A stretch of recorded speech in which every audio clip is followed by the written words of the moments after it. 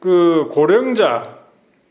고령자에 대한 백내장 수술에 대해서 말씀드리겠습니다. 지금은 평균 연령이 너무나 길어진 상태고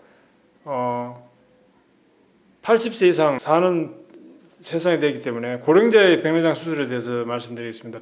전에도 말씀드렸듯이 백내장 수술은 우리나라에서 가장 많이 받는 수술입니다. 자, 그렇다면 주로 백내장 수술이 고령자에게 노년에 많이 생기는 질환이기 때문에 몇 살 정도까지 이게 수술을 받을 수 있냐 이런 질문을 많이 하십니다. 저희 병원에서도 많은 고령자들이 수술을 했어요. 그래서 제가 이제 90세 이상 백내장 수술 받으신 분들도 저희 병원에서 한 수십 명 되십니다. 제일 고령자, 제가 수술해드리면 그 제일 고령자는 98세 할머니이셨는데요. 98세 백내장 수술이 아주 성공적으로 끝났고요.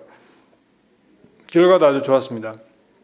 그래서 고령자라고 해가지고 백내장 수술을 망설일 필요는 없습니다. 제가 알기로는 요새는 맹장염 수술, 암 수술도 100살이 넘어서도 하는 케이스가 많이 나오고 있습니다. 그래서 고령자들의 수술이라고 나이로만 따질 거는 전혀 아니라고 생각합니다. 고령자지만 그 개개인의 건강 상태, 또 중요한 것은 어떤 개인적인 의지, 수술을 받으려는 의지가 있다면 수술을 고민할 필요는 없다고 생각해요. 특별히 백내장 수술은 눈만 부분 마취로 수술하는 거기 때문에 크게 몸에 어떤 부담이 가는 것은 아닙니다.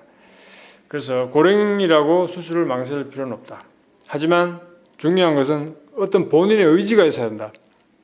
그게 좀 필요하고요. 수술이라는 것은 어떤 리스크가 있기 때문에 분명히 수술이라는 것은 어떤 합병증이 올 수도 있고 어떤 수술 중 어떤 문제가 생길 수도 있고 그런 게 분명히 있습니다. 사실은 있기 때문에 무조건 수술할 필요는 없고 또 그렇게 해서도 안 되고 그래서 이제 어떤 수술할 상태가 되었다면 또 본인의 몸 상태가 괜찮고 본인의 어떤 의지가 있다면 수술을 망설일 필요는 없다고 생각합니다.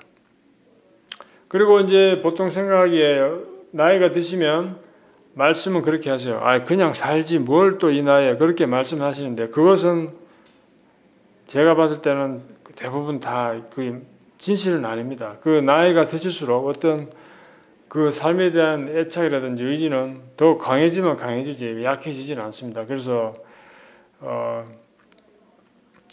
그것들 보호자가 잘 이해를 해야 되고요. 그래서 그건 이제 보호자하고 이야기를 해보면 아마 알 거예요. 이렇게 당사자와 보호자가 얘기를 하는 가운데 어떤 의지가 느껴진다면 수술해드리는 게 맞다고 생각을 하고 그 수술에 대한 너무나 큰 두려움이라든지 이런 걸 갖고 계시면 그건 또 하면 안 돼요. 그래서 자녀분이 잘 얘기를 하셔가지고 그 수술 결정하는 게 좋지 않나 이런 생각이 듭니다. 감사합니다.